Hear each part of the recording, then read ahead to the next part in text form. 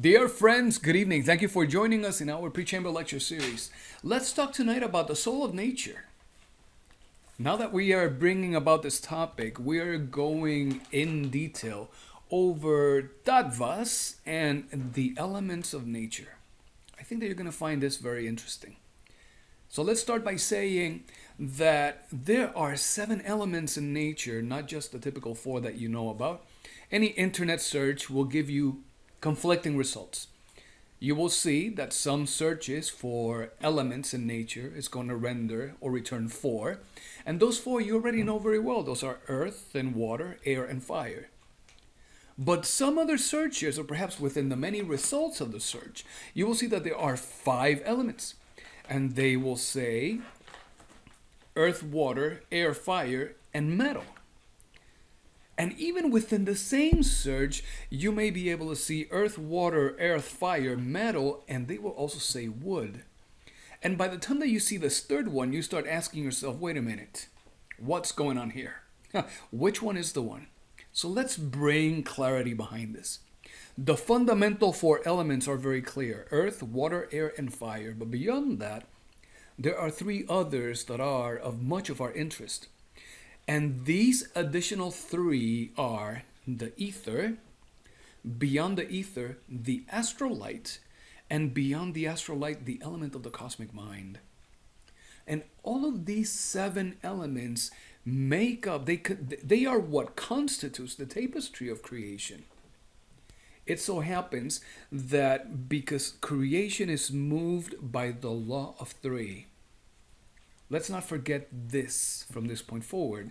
Every time we see the number 3, we always associate it with the law of creation, because the 3 is representative of course, the Father, the Son, and the Holy Spirit.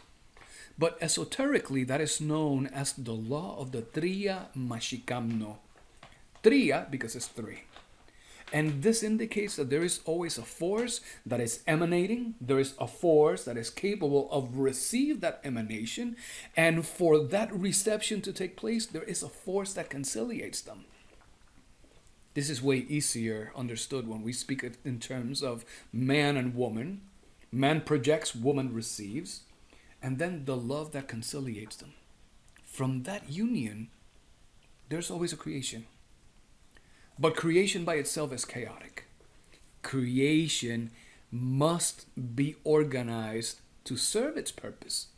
Otherwise, well, it just remains in a state of chaos. And the law that brings about organization to creation is the law of the 7. And the name of that law is the law of the Epta 7 para Parshinok. In this dynamic of emanations that come from the law of the 3, those emanations that become that are received by something that organizes them, the law of the Epta para Parshinok, well, then we see the organized realms or the organized regions or worlds, which is indeed the meaning of cosmos. But as creation emerges, there are vibrations that manifest. It has been written that in the beginning it was the Word, and the Word was with God. And the Word was God, and all things were made through it. This word is a sound. It is indeed a music. And this sound, this vibration, this energy, well, it expresses itself in different forms. And the different vibrations of that energy, the different condensations of that energy are known as tattvas. From this point forward, whenever you hear the word tattva, it means a vibration of. And tattvas, they come to be different vibrations of the aether. This aether is a substance that exists beyond our imagination. In those instances during the cosmic night where the unmanifested light and the uncreated space come into activity, the product of that uncreated space is the aether. And this aether is mentioned in the Bible, for those of you who have memories from reading the book of Genesis, as the Shamayim, or the waters of above. That first chapter of Genesis, it speaks about the separation of the waters of above and the waters of below. And because we are so distracted with being literal, well, we tend to think, oh, that makes sense. The clouds and the rivers and the seas, I get it. But it goes a little beyond that. Those waters of above are the Shamayim. In Buddhist tradition, they refer to that as the Akash.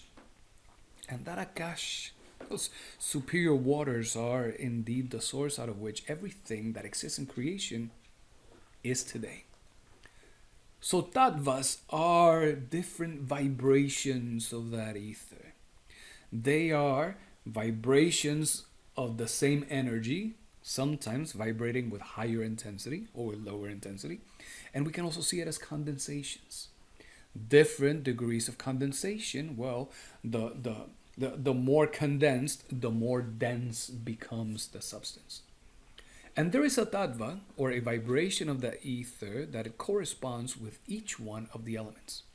For example, the element of earth, as when we are able just to just make this very tangible for the mind, to sink our hands in that moist, perfumed soil. Well, that earth, the vibration of the ether that corresponds to that earth, is known as prithvi. The vibration of the ether that corresponds to the element of water is called apas. The one for the air is called vayu, and the one for fire is known as tejas. And the vibration of the ether itself is known then as the akash. And it so happens that within our own constitution, all of these elements exist. There is earth, water, air, and fire in atomic forms within the philosophical earth that is our human vehicle. But there is also ether. And we know, based on the principle of correspondence, that as above, so below. If we see these 5 manifestations of the ether within our own constitution, well, we can naturally expect to see them within the greater creation that is the earth. And because these 5 elements are prevalent everywhere we look around in this earth where we carry our personality and our consciousness within this body, well, the properties of these tattvas, it's very important that we get familiarized with them, because these are energies that are available and that they are at our disposal for uses that can certainly be very constructive. So let's explain to you, how is it that you know when is it that there is a predominant vibration of ether at any given day and at any moment of the day. And let's start with Akash, because Akash is a vibration that is associated with the phenomena of death. By now that we have been for so long in these studies of the pre-chamber, well, we know that we're not just speaking about the death of the human body. We're not speaking about the cessation of biological functions. We're speaking about a death that is superior in nature, because it has to do with a death that leads to an internal transformation. We bring death to our aspects that are inhumane, our angers and our lusts, our greeds. And in turn, with that death, there is a birth of faculties and virtues. Altruism, chastity, generosity, compassion, etc., etc. So we're speaking here of a superior death. And there is a vibration of the ether that resonates with those mysteries of death, and that is the vibration of Akash itself. You know when the day is an Akashic day, or a day where the Tattva Akash is the predominant one, when you look outside and you see that the skies are overcast. It is not cloudy. It is not just clouds because of impending rain. It is just an overcast condition that makes everything grayish. It makes everything feel dull. Very similar, well, to the conditions and the emotions that are experienced at the time of death. But there are also days that you will see that are very windy. And those days in which the wind is prevalent, well, evidently the tattva that is predominant is the tattva vayu. How is this different? Well, in those days when we are enjoying Akash, well, that is important because Akash being the tattva of death, those are days that, as you may have already experienced, you look outside, you feel a little gloomy. Maybe you would prefer to stay inside, comfortable under a good blanket, in peace, quiet, serenity. That is an indication that those are the best moments for you to engage in an exercise of meditation. And when you do, well, not only you are it is a more auspicious, favorable condition for you to sit down and relax the body, but you can also calm your emotions better. You can calm your mind a lot better, and you can reach that perfect balance between being awake and being asleep. That is so necessary for meditation. If you sit down and you just close your eyes and you think that you're meditating because you're still, that's not meditation. Not only we need to have a comfortable posture, we need to reach pratyahara. You remember that from our last Gnostic lab. And pratyahara requires that we reach that perfect balance between being awake and being asleep. So this is how we use Akash. But on those windy days where Vayu is the predominant vibration of ether, where we see that the winds are just carrying away leaves, and if you live in Arizona, many spiders that just come to your home with the currents of the wind. Well, this is telling you that this vibration of ether, the one that is responsible for velocity and movement, well, it is encouraging change. And because it encourages change, because it is helping mobilize things and perhaps accelerate things, if you need to exercise transactions, business transactions of a short, of a long, or of a long-term commitment, these are days that are very auspicious for you to exercise those changes. Some negotiations may be a little complicated, but Vayu helps bring them to a fruitful solution. These days of Vayu, they are days that are remarkable for intellectual work. So if you have been stagnant, reading a lesson or studying a book, or perhaps learning a new subject matter, in those days of Vayu, if you can find a good place where you can minimize distractions, you can sit down with that source of knowledge and you will be able to digest it even better. And this is certainly very useful. More so when it comes to the study of this particular doctrine. Because there are many topics that we come across them, they are of perhaps more advanced levels, and we end up with many questions. Well, this is a good time to go back then and dive into that wisdom. But just like in everything, while we move here in this realm, we cannot but keep in mind that we have mechanical laws, like the law of the pendulum, that swings you from one extreme to the other. You see, there are opposites. There are these semantic differentials that we have to deal with. You know, favorable and unfavorable, delighted, frustrated. And we have to anticipate that here in this realm, well, there will be some other aspects that could be challenging about these manifestations. In that case, aviation-related incidents, they are more prevalent in those days, at those times, when Vayu is the predominant tattva. And when it comes to the mind, days of Vayu on those who have a storm of thoughts constantly going through their mind, well, those days of Vayu tend to be more aggressive from the aggressiveness of the flow of those thoughts, and people will feel higher influences to commit suicide. So yes, this is something that we can get a lot of benefit from, because now we know that these days of Vayu are phenomenal for negotiations.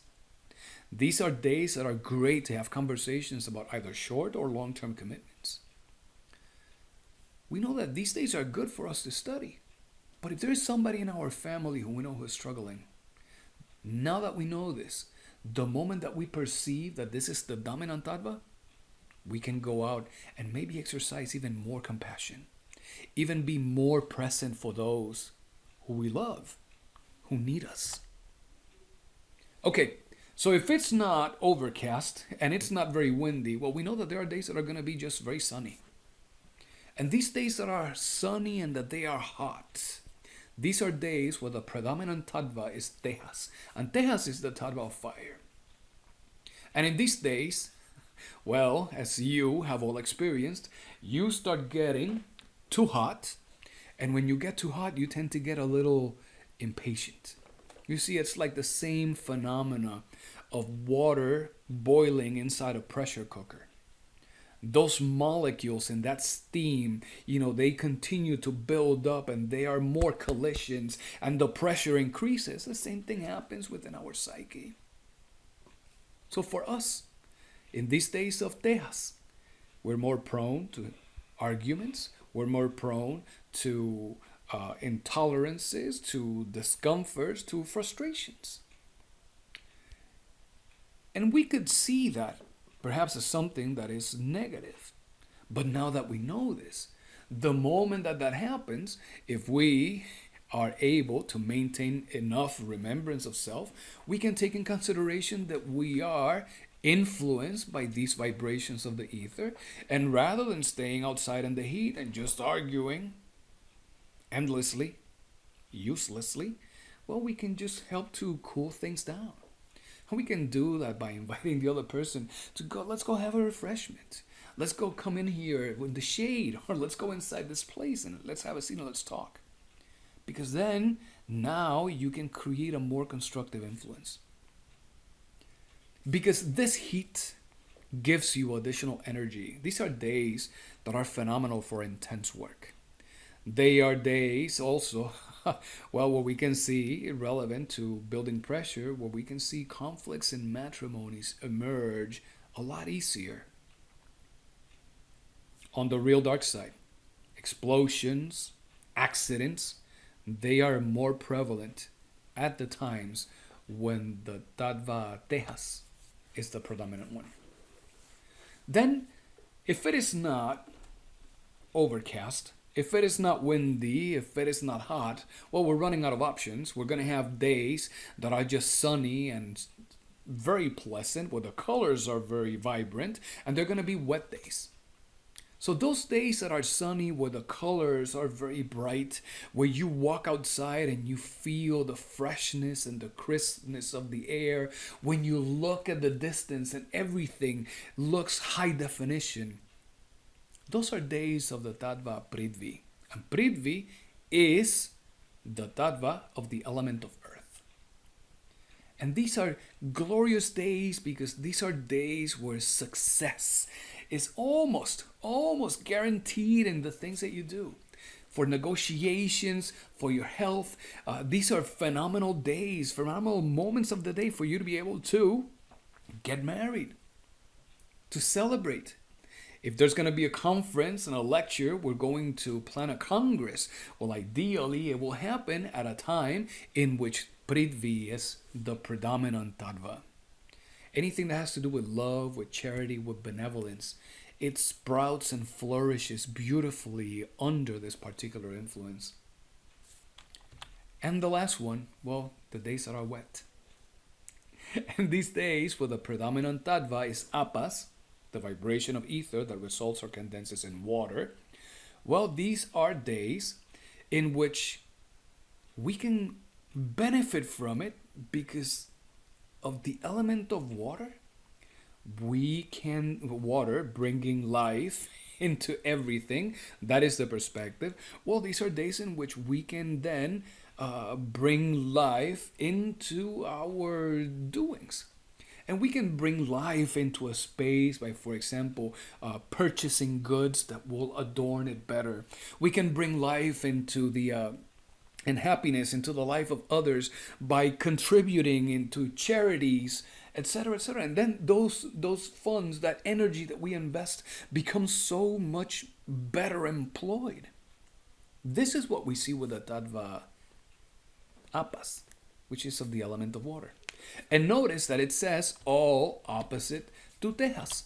So, if tejas is heat and it results in arguments, well, it is in those days of rain where we find ourselves closer to others. It is in these days where we see love manifested in better ways. Because this is so prevalent within the collective subconsciousness of humanity that when days are days of apas, whether because of rain or because of a lot of snow, people want to stay inside. They want to stay close, enjoy of course of something warm, of a warm drink and cuddle, and this is what people want to do. So this is what happens when we are under the influences of these tattvas. Dr. Arnold Krumheller, Master Viracocha was his name, he was able to decode the way that these tattvas are in consistent transactions during the day. As part of our efforts in the ICQ, we are still writing some code. Those of you have access to our page in Spanish. This is available only in the Latin American and the Spanish speaking portal. As you have access to your account, eventually you will be able to see the constant and the consistent calculation that will tell you, based on your time zone and your location, what is the tattva that is vibrating at that specific moment. This is complicated. It has taken us a good deal of time to do this. It's still in the works, but we're going to tell you how it works. Dr. Krumheller says, these cycles, they start at sunrise. So right there, you know exactly at which time the sun rises every day. We can find it. Anyone who has a good smartphone can get that information immediately. And the vibrations take place in periods of 24 minutes. And those vibrations go in a sequence of every 2 hours. And it goes first Akash, then Vayu, then Tejas, then Prithvi, then Apas. And it continues repeating itself. We're going to be working on this. We want to make sure that we can provide this to you so that if you're planning a marriage proposal or a wedding, or if you're planning on having a crucial conversation with someone, and you look outside and it is not immediately evident, is this going to be an Akash day? Is this going to be a day of Abbas? What's going on? You see that you can use this as a good guide. We want to do this for you. But until that happens, and we can extract more from technology, Samael tells us, just trust the schedule of nature. What Krumheller says works great. It requires a lot of attention. It requires a lot of technology to tell us where is it that we are, because today we lack the necessary awareness of consciousness to be able to tell. But Samael says, don't worry about that yet. Focus on the schedule of nature. If you go outside and it's cold, it's humid, it's rainy, it's cloudy, one of those cloudy days, not overcast, well, those are days where Apas is prevalent. And that means you know it, you see it, you perceive it, you know what it means, then it's up to you to exercise the right action, initiative, to go and make those things happen. If you walk outside, the day's very windy, there are hurricanes, tornadoes going on, well, certainly that is a day of Bayu. If you walk outside, as it happens most of the year here in Arizona, and the moment you open the door, you just feel the heat that is similar to you opening the door of your oven in the kitchen and just getting the blast of heat in your face, well, those are days of death. And you already know what you can expect. If you're not careful, you're going to fall victim to all of that extra energy, and you're going to be arguing and uncomfortable, intolerant, etc., etc. If, as you look out the window, you see that it is an Akashic day, it's a day where the prevalent vibration is that of death. That is a good day to not only be overly observant, but also to do retrospection, to invoke of your Divine Mother to help you work and eliminate those defects. And if, as you walk outside, you see that it is a fresh day, vibrant colors, plenty of light, there is a brightness, a happiness that is felt in the air, that is a day of Prithvi. So in a way, we really do not need technology. That is very convenient for us now in the 21st century. But if we never get that, then we already have this. And Samael says, trust the schedule of nature. But we cannot just talk about tattvas and speak about elements and not speak about elementals. Because what happens is that within each of those vibrations, the right causes and conditions are generated, created to allow for the manifestation of the elementals themselves.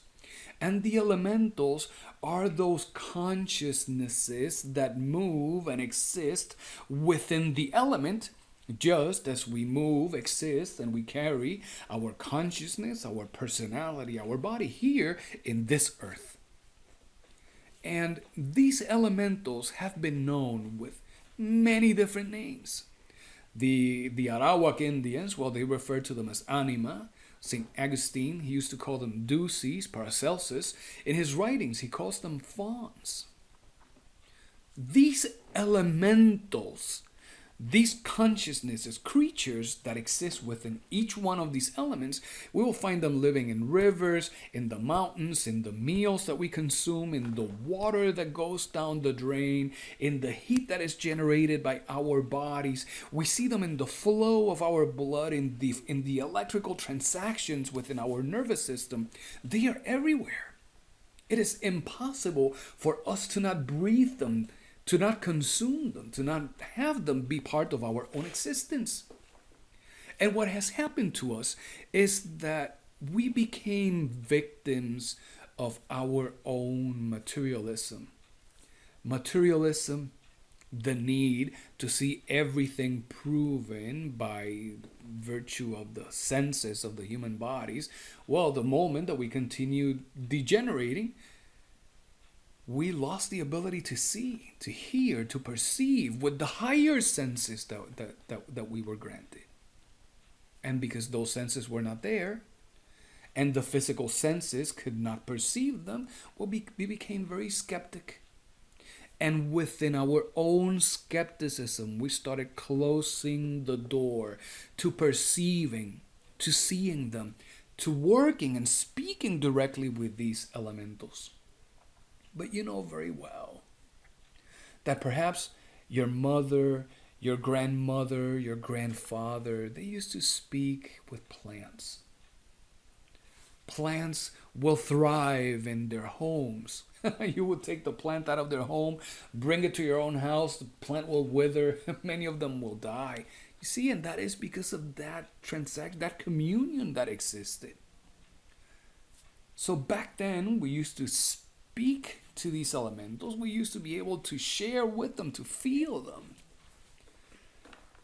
At least today, even in the midst of all of our skepticism, scientists, they say plants feel. There's a beautiful experiment that we don't share here because of matters of time, but we will encourage you to go search it. It is available out in YouTube. And we say this, YouTube is not a sponsor. But there's a video that you can find in YouTube, and you will see that scientists will have a culture of a live culture of yogurt in one room, and they will have a plant in another room, and they will connect some sensors to the leaves of the plant, and they will be able to look at electric differentials within the plant itself. Somebody out in that room will take those living cultures of yogurt and they will do something to it. Either they will slap it, or they will run an electrical charge through it, or they will try to ignite it on fire. But the moment that they create that disturbance in the yogurt, they are able to read without any physical connection between the plant and the yogurt, at whatever the distance, that the plant responds to the trauma inflicted in the other living culture. This is this is certainly a beautiful thing for us to see, because it gives us an opportunity to become a little bit more aware. What we say, what we do, the way we behave. It starts letting us know that just because we may be alone, what we do, what we feel, what we say, what we think, those are actions that are not inconsequential. But let's talk about the elementals. We talk about tattvas. Tattvas condense. They lead and allow for the manifestation of the elements. And within the elements, we have the right causes and conditions for these consciousnesses to exist. Within the element of earth, those consciousnesses that exist and live there are the elementals of earth.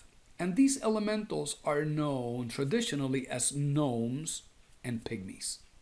But there are three types of the elementals of earth. There are those atomic elementals of earth. Many of those exist within our own human body.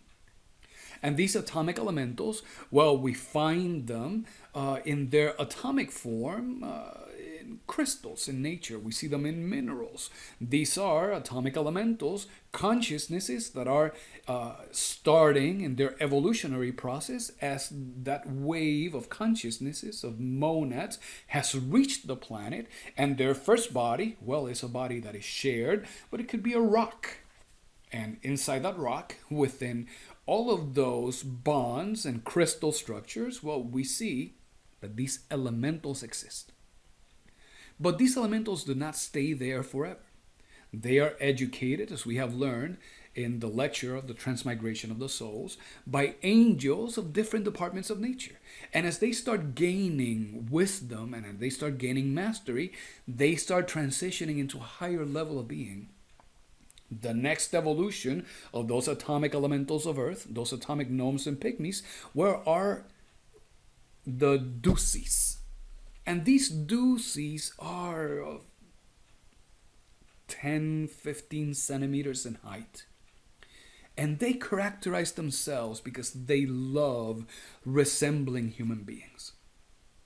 All of these creatures of fairy tales, all of these gnomes that live and exist in the forest, even the little gnomes that we can find at hardware stores for adornments in our garden, they are fairly good representations of what these ducis look like. And we find them here as masters of those intelligence behind crystal arrangements, behind these connections, this degree of communion, the ability to make transactions that are of an electrical, fiery nature so that they can bring harmony and balance. But as those are able to gain on their wisdom and transcend into a higher level of being, then they become the anime. And these animas, they are like the superior gnomes and pygmies within the realm of the elementals of earth. These anima, they are all alchemists. And they are responsible for the synthesis of metals. They are responsible for all practices of transmutation. 3 types of gnomes and pygmies. And they all exist within our own constitution. And they also exist as much as inside of us, outside of us. The plants that are influenced by the constellations of Taurus, of Capricorn, and Virgo. These are plants that correspond with the element of earth. But then there is the element of water. And the elementals of water are known as undines and nereids. And this brings into the topic of mermaids and sirens. And let's hopefully we will be able to make a good distinction for you. Because the mermaids are a symbol of the element of water. You see, mermaid means maid of the sea. And as a maid of the sea, it is an elemental that is capable of just working with the necessary mysteries of water. The transmutation of, for example, the waters of our personality into the wine of the spirit. And as a symbol of water, they bring forth a lot of wisdom that will naturally speak at your level of being to your consciousness. But then there are the sirens. The mermaid is a more of a folkloric type of creation of this particular embodiment of some sort of amphibian creature, half woman, half fish. We know that. But different from the mermaid that is a maid of the seas, there are also stories of sirens. And sirens are mermaid and mermaids seem to be very similar, with the difference that the siren is more of a deceitful, and we're going to speak here in quotes, a deceitful woman or an entangler. There are many stories, like the story of Ulysses, in which as they are on the seas, they will come across sirens who sing with such voices that they mesmerize the sailors, and they throw themselves into the waters and they perish. So in a way, this chant of the sirens, these entanglers, are of a negative aspect, of an antithetical aspect of the mermaid, because they are a representation of the misused waters, of waters that when you deal with them, they have nefarious consequences. However, in Mozart's work, the Magical Flute, which is a beautiful composition and perhaps a beautiful theatrical masterpiece that speaks of the initiations into the higher mysteries, we see the chants of Pamina. Pamina symbolizing the consciousness, also symbolizing the spiritual soul of our innermost. Well, she chants in such a way that invites reflection and that feeds the soul.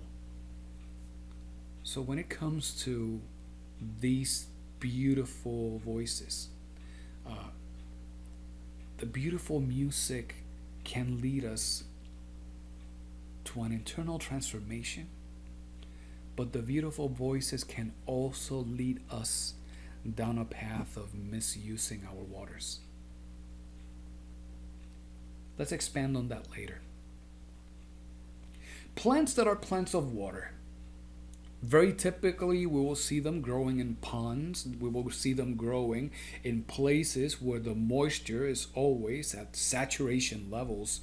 And these would be plants that are influenced by the constellations of Cancer, of Pisces, and Scorpio. Now, Samael tells us, he shares this with us because the shape of the plant would give you an indication on what it can be used for. Plants that have leaves and fruit that is shaped like a heart, well, they will certainly benefit the functions and the operation of your heart. Plants that have elements that look like intestines, like roots, like the yucca, well, these are plants that will be good. Plants of Virgo that will be good for the intestines.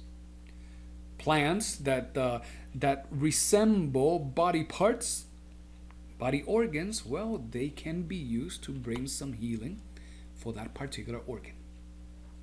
But let's talk about the element of air. Because in this particular tattva, Vayu, we see that there are some elementals and their names are sylphs. Samael tells us when you observe them, as you start developing your faculty of clairvoyance, you will notice that these are beautiful creatures that wear pink and blue tunics. and they act upon the Vayutattva and they stimulate movement. You see, they help within our own body because they stimulate movement. They help with mass transport and mass transfers. They allow for the distributions of concentrations of hormones and other chemistries. They help satisfy the principles of homeostasis.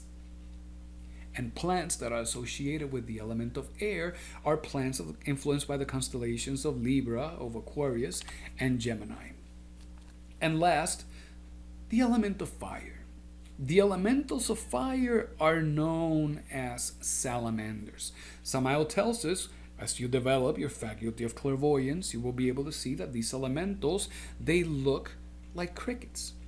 And you know that they are plants of fire because the moment that you touch them, you know that they are a plant of fire. They will burn, they will sting, they can give you blisters, these are the things that they will do. And the plants that are plants of fire are plants influenced by the constellations of Aries, Leo, and Sagittarius. And because we have spoken of the other elements, let's talk about the element of ether. Because there are elementals of the ether. And the elementals of the ether are the puntas and the barbelos. And these elementals are very visible during the morning hours. You will notice them at the times of sunrise. You will notice them also as the sun is setting. And they are visible because of the blue hue that you will notice in the horizon. As you look out, the faraway mountains, you will notice that as the sun starts rising, as the night starts fading away, that prevalence of those elementals is there. And they manifest as that very gentle blue color. We share this information with you because as we continue making progress in our studies, we will naturally have the opportunity to work with these elemental forces of nature. As a matter of fact, working with the phenomena of nature, consciously working with these forces of nature to manifest phenomena is known as natural magic or the magic of nature. And we have whole seminars dedicated in our intermediate level studies to teach you how to work with oak trees and cinnamon, how to work with the elementals of the cedar trees, of the pomegranate, of the orange trees, of the spikenard, of the guasimo, the tamasuco, the bejuco de cadena. We teach you how to do all that stuff. And we do this because within many of you there may be a longing to practice and bring healing. Let's translate that. Help reduce the suffering of others by bringing them healing to their ailments, their illnesses. We will teach you how to work and do that. But we cannot just go out there and grab a plant and say, "Plant, you do this." Because that's not the way that things work. In this dynamic between us humanoids and the elementals of the plant kingdom, as you have learned in the transmigration of the souls, these are souls that are in their developmental process. At some point, in some future, they will all be endowed with their own human bodies. And because that is their longing, they are always willing to work with humans. The work with elementals is not limited only for people who would like to make constructive use of them. Lamentably, people who like to practice dark arts, black magic, witchcraft, sorcery, etc., they will make use of these elementals for their own purposes. And the key takeaway here, the teachable point, is that the line between black magic and white magic is so thin. We can find ourselves exercising black magic simply because we're moved by good intentions. And yet, we will still be mistaken.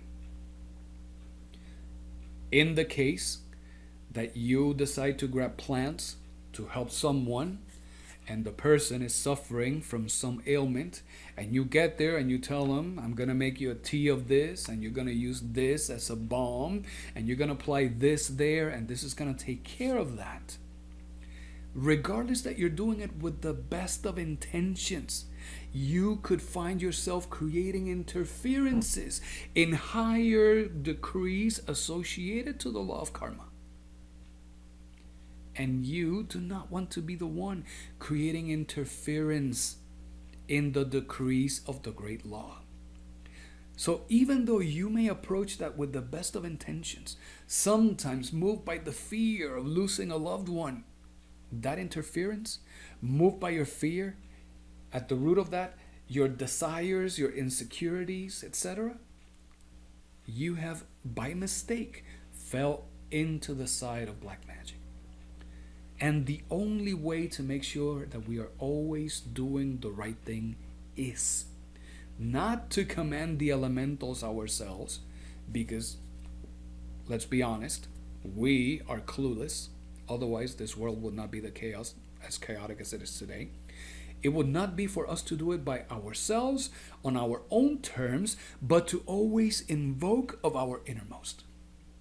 When we invoke the innermost, when we ask for our spirit, for our Father who is in secret, to be the one who officiates, to bring forth that part of itself that is known as the elemental intercessor, the aspect of the being that has all of this wisdom of the magic of nature, well, then the innermost can work with the elementals.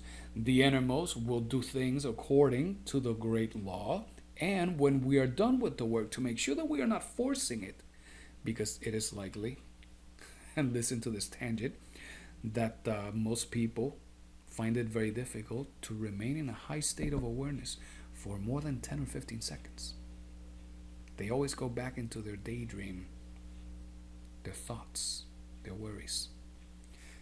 So what happens at the end of the work? We always say, let this materialize according to the will of the law, not mine. We always say that. And we offer it with the best of our love and kindness.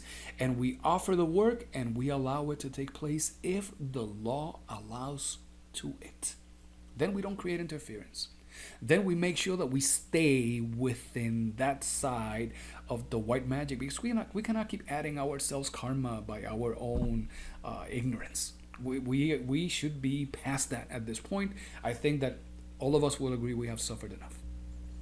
Okay, so that said, in that thin line between that white magic and black magic space, there is also benefit with working with the elemental devas of nature. Deva is another word for angel. Deva is also another word for God. We say angels, we say God, we say masters. In a way, we're speaking about the same thing. So it is always a good idea to work through the innermost and ask permission to the elemental devas of nature to work with all of those souls that are under their responsibility. And here we give you the orientation of the temples of the elementals. If you're facing to the north, it is in that northern direction that we will always find the temple of the elemental god of earth. If we are facing to the south, it is in that direction where we will always find the temple of the elemental god of fire. If we are facing to the east, well, it is there where we will always find the temple of the elemental god of air. And if we're facing to the west, it is in that direction that we will always find the temple of the elemental god of water. And these gods, they are known across all of the cultures, and they have been part of all of the world's great religions. Depending on where we are, they will have different names. They will show themselves looking a little different, because we must remember that this wisdom is tailored to the level of being and the idiosyncrasies of the social groups that received them. So the names of the elemental devas. If we are facing the north in the direction of the temple of the god of earth, we can always invoke the name of Kitichi or Gob or Arbarman. We say, Gob, Gob, Gob, we invoke you. We invoke our innermost. We ask for permission to do the work. We invoke the elemental god of earth facing north. And we say, elemental god of earth, we are here asking for your authorization to work with your gnomes and your pygmies of earth. Just as you would go anywhere here on earth and ask for permission before you do something. How do we do that? Well, if we're going to travel, we need permission, so you need a passport.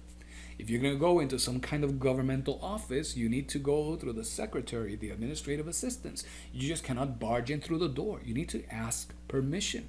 The same thing happens here. If we are facing towards the east, and towards the east, we're looking at the the temple of the elemental god of air. Well, we can invoke its name, Parvati, Parvati, Parvati. We invoke you. Remember, invoke the innermost, ask for permission to do the work.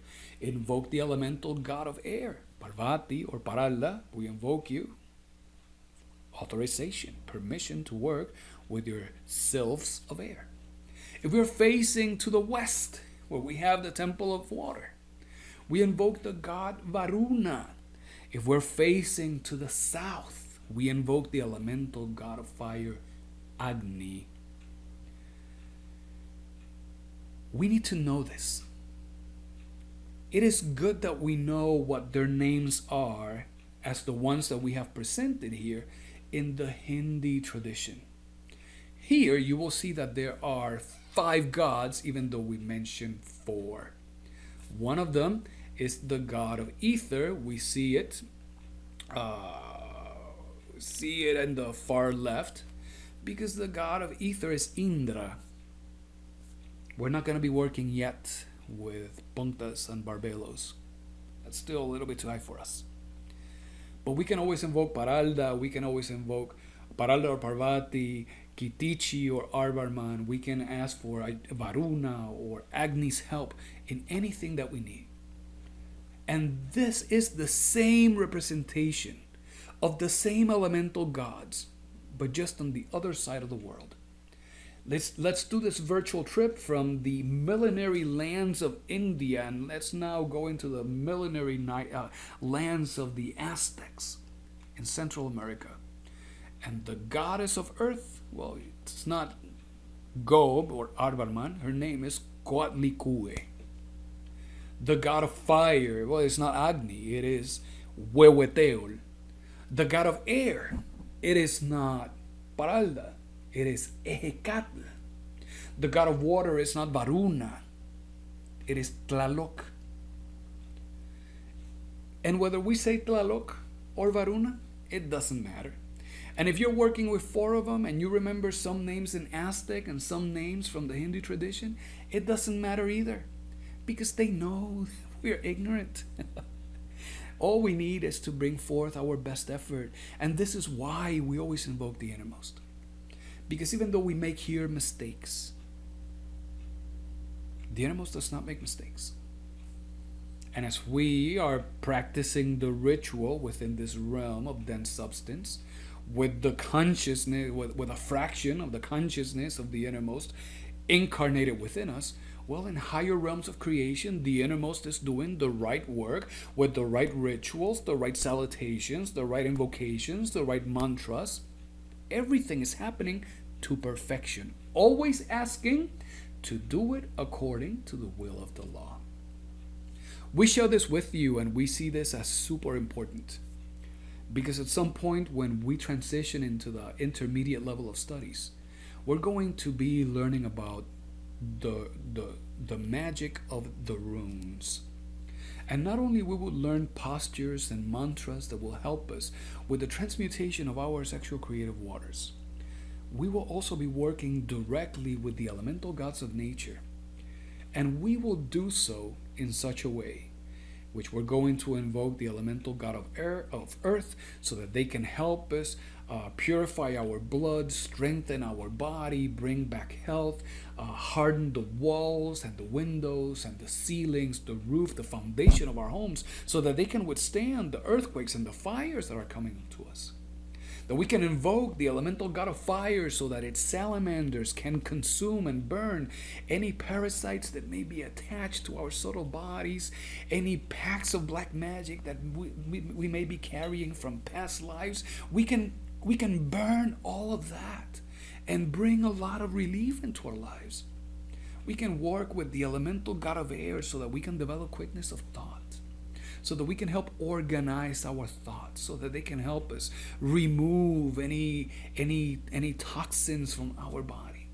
And when it comes to the elementals of water, well, not only to strengthen and make our blood more fluid, but to help maintain the right balances, to help us with our negotiations, to help us adapt to the changing circumstances of life. You see, there is much work to be done. And we share this with you because this is a preamble, a way to help you understand why is it that this is important and necessary. There are mantras that are used to work with the different gods of the elements. Remember that mantra means a word of power. And when we are working with the elemental god of earth, the mantra of earth is the mantra I-A-O. It sounds something like this. I-A-O.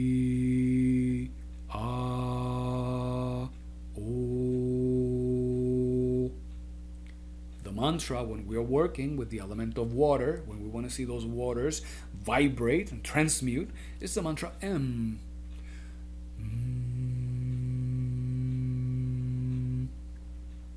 When we're working with the elemental god of air, well, the mantra to make those elementals work and vibrate is the mantra H.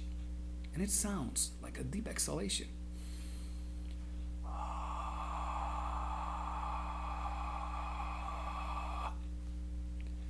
And the mantra of fire is the mantra Inri. You for sure have seen this before. And of course, you know that you have seen it as an inscription at the head of the cross where the great Master Jesus was crucified. And you were told at some point that Inri means Jesus of Nazareth, King of the Jews. As Jesus Nazarenus Rex Iaudeorum. But this mantra goes way beyond that. Inri means ignis natura renovatur integram. Ignis is fire, natura is nature, renovatur means renovates, integram means integral in its entirety. So Inri means, in the limitations of our language, the fire renews nature incessantly. The mantra Inri sounds in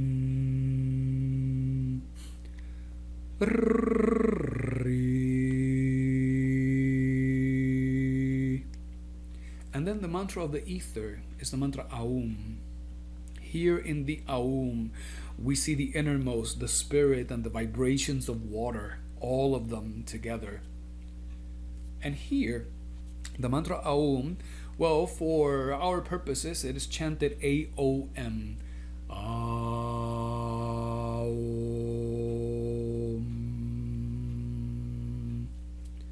So that means that when we're facing east and we're working with the elemental god of air, we invoke the innermost. We invoke Paralda. We ask for permission to work with the elementals. We ask for the help that we need, and we close, and we start closing the work by chanting the mantra of the elementals of air.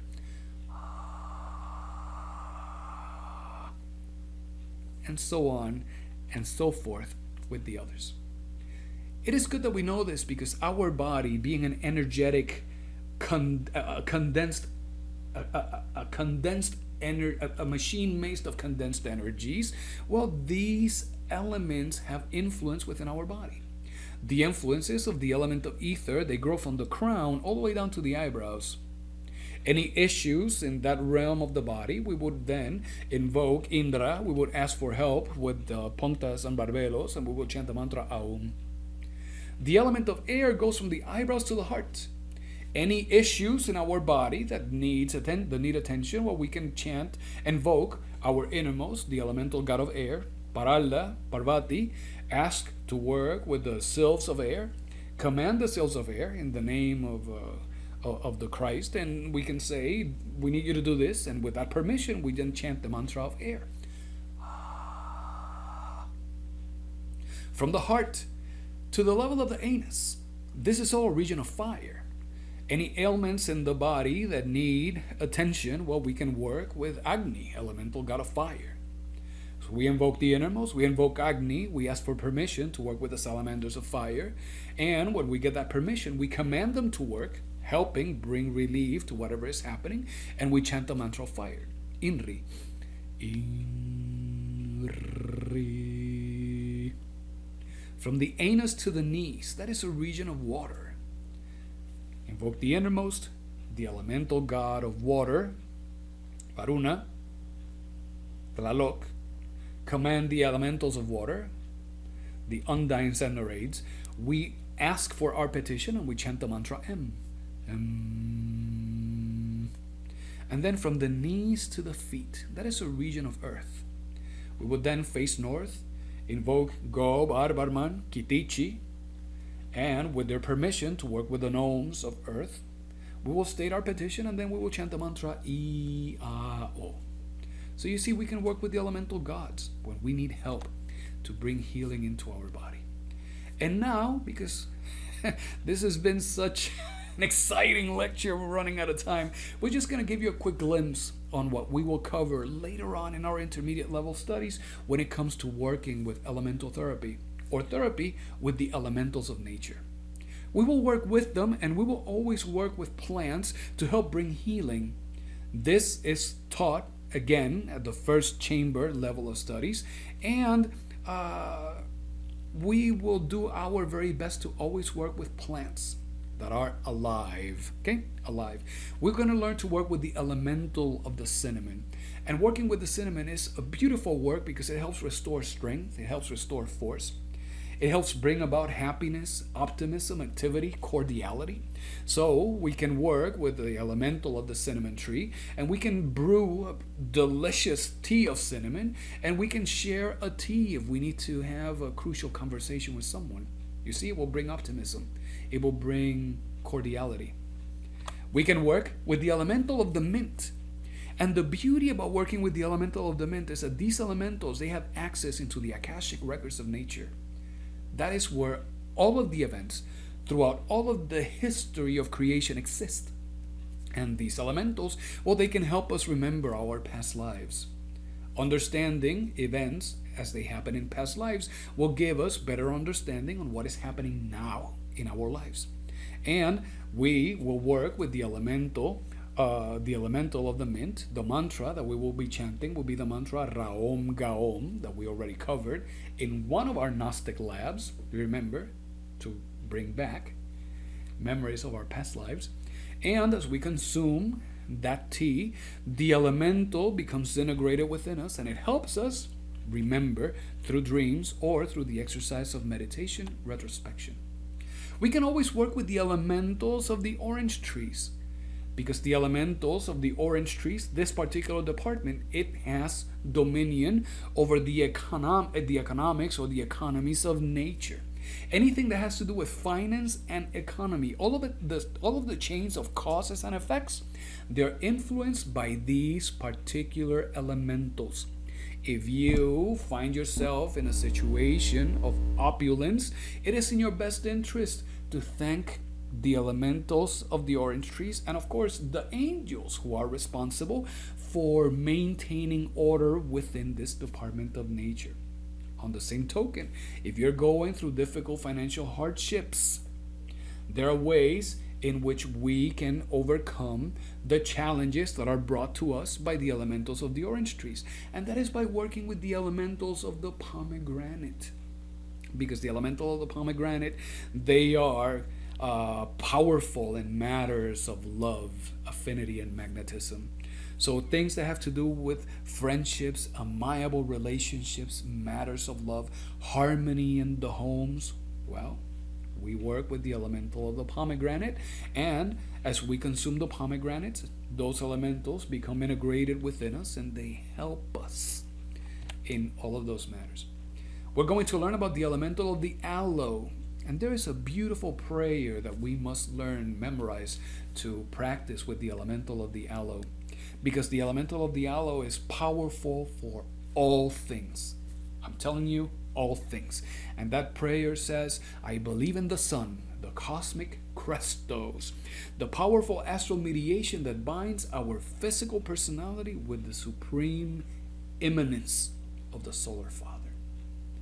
And as we recite that prayer, we ask for the elemental to do some work.